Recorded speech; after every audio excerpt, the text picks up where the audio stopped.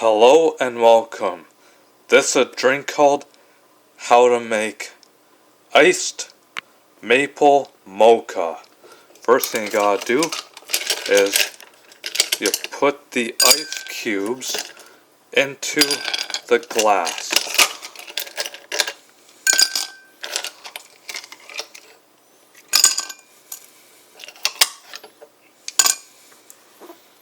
And then you open up the lid, you pour in the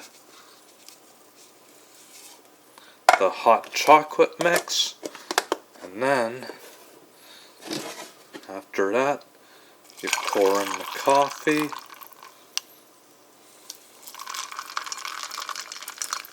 and then after that the milk, and then you pour in the milk, and there you go. Here is your iced maple mocha. Enjoy, folks, and thank you for watching.